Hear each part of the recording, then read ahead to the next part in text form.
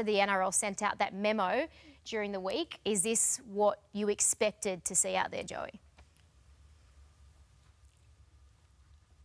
I don't want to say anything. I think it's what we expected. Can't to say see. something nice, does it? Whether it's great for the game or not, I can see what the NRL are trying to do. And to be honest, the people who I really feel sorry for are the officials.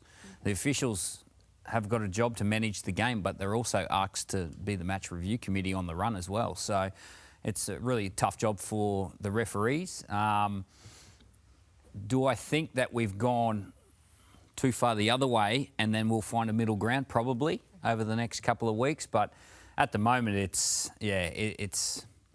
getting to that point where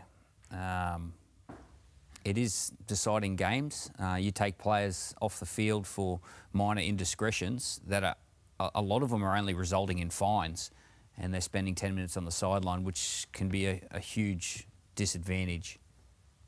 I think you need to actually take each incident and its merits as well. Like, there's some in the background that are going on at the moment. I think the Percura one, there's an awful lot of force. Yeah. And he needed to be sent in. Same with the Luai one last week. Yeah, and I think he gets 2 weeks. Yeah. I think that's fair. Yeah. But there were other ones where I thought what you're actually doing is also inviting players to lie down a lot. Yeah. And this is what we had last year and we've had in the past. You know, you talk about the pressure on the referees. There's also pressure on the players now.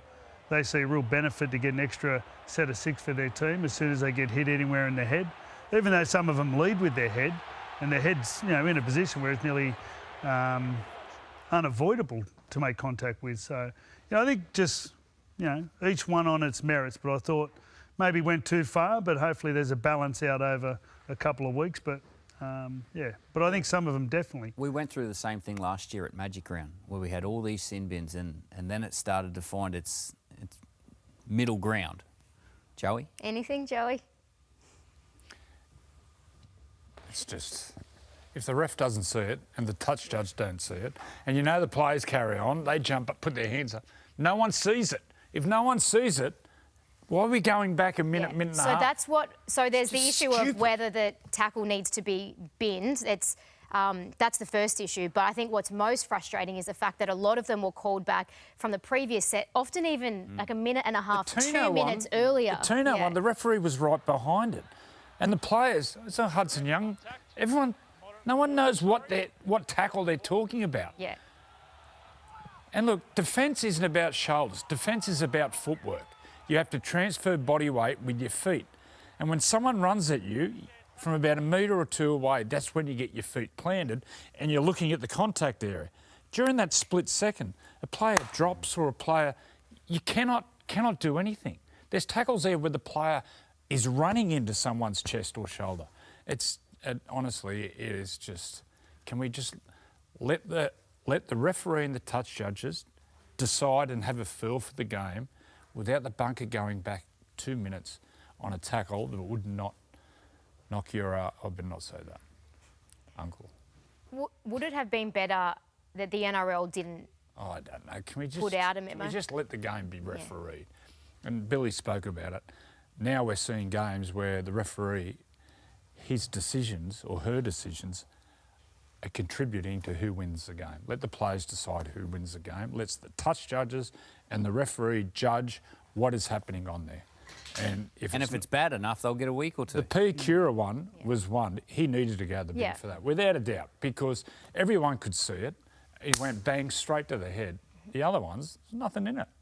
Absolutely there was a nothing. try-saving tackle from Beau Fermor that grazed the attacking player's head, and like that was, it ended up being a penalty. I don't know what, we shouldn't apologise for what the game is. The game is the toughest game played by tough men and women. Just let them play. If there's massive contact with the head, you're gone. If it's soft, just let the play roll on. So some of the incidences, the force is actually coming from the attacking player. I think there was one. Was it Thursday night? Hudson Young, when he was actually going backwards, and the attacking player was creating the force. So how do you determine that? Yeah, and there's always force, right? So saying forceful contact, but how do you define force? Because there is always some kind of force. I thought you made a great point. You feel for the officials. You know, they are under so much pressure. No mitigation, direct and forceful in the bin. But I think at They're the end under of the day, so that's- much pressure. The poor buggers just adds to the pressure. Like, look at Hudson. He's backing out of that contact. It's just crazy. All right. It's Well, just crazy. Can we just... And there's no perfect Get way rid to of the make double a tackle dema- when get there's rid two of or the- three in the vicinity. Yeah. Like we saw what happened to Piakura late in the game. He ended up getting knocked Well, he out, went making low. a conventional tackle. That's So the thing. we've got to be careful what we create here. yeah.